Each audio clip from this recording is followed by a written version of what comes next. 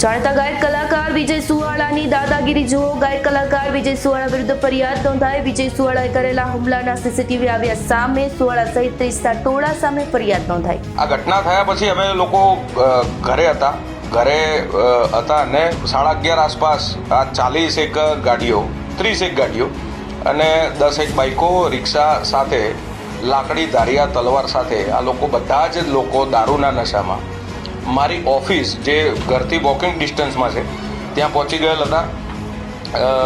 તોડફોડ કરવાનો પ્રયત્ન કરેલ, મને જાનથી મારી નાખવાનો પ્રયત્ન કરેલ અને આ આખી ઘટના 18 તારીખે રાત્રે બનેલ હતી।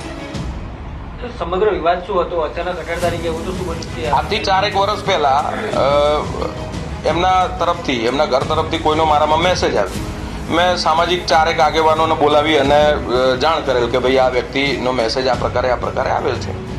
એ પછી એને મારા વિરુદ્ધમાં ઈર્ષા ખૂબ થઈ ગયેલ। પછી એને રાજનીતિ સાથે લેવા દેવા નહોતું।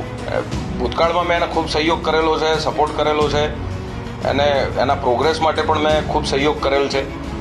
પણ એને પછી આ ઈર્ષા થઈ ગઈ કે ભાઈ રાજકારણમાં મારે પણ જોડાઈ જવું જોઈએ। પછી આમ આદમી પાર્ટીમાં જોડાયો। અમારા નેતાઓને અલગ અલગ પ્રકારે કેન પ્રકારે ગાળો આપવામાં પણ એના વિડીયો તમે જોયા હશે।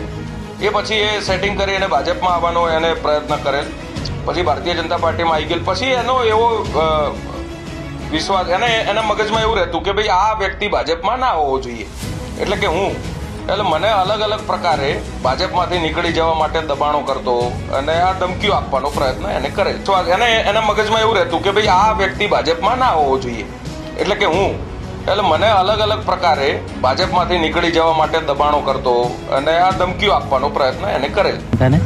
કે મિત્રો, આ દિનેશ દેસાઈ નામનો વ્યક્તિ સસ્તી પ્રસિદ્ધિ મેળવવા માટે 3-4 વર્ષથી મારા પાછળ પડી ગયો હતો। મને હેરાન કરતો હતો, મારા જોડે ખંડણી કરતો હતો, ઉઘરાણી કરતો હતો અને મને એવું કહેતો હતો કે મારી સત્તા બહુ છે, મારી પહોંચ બહુ ઊંચી છે અને હું ગમે તે કરીશ, હું તને ગમે ત્યાં ભરાઈ દઈશ, હું તને કાર્યક્રમો નહીં કરવા દઉં, સ્ટેજ ઉપર નહીં ચડવા દઉં।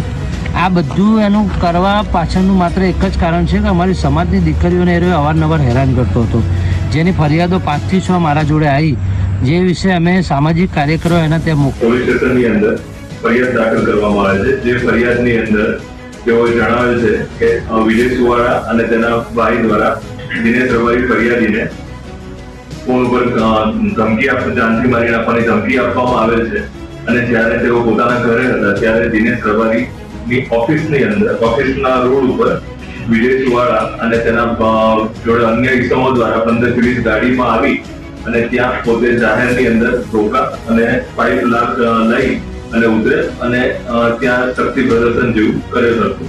જે બાબતે અત્રેના પોલીસ સ્ટેશનની અંદર રાયોટિંગની કલમ હેઠળ અને જાનથી મારી નાખવાની ધમકી હેઠળનો ગુનો નોંધવામાં આવ્યો છે। જે ગુનાની તપાસ સર્વેલન્સ સ્ક્વોડની અંદર ચાલુ છે। અમારી તમામ માહિતીથી અપડેટ રહેવા માટે જોડાયેલા રહો S9 ન્યૂઝ સાથે।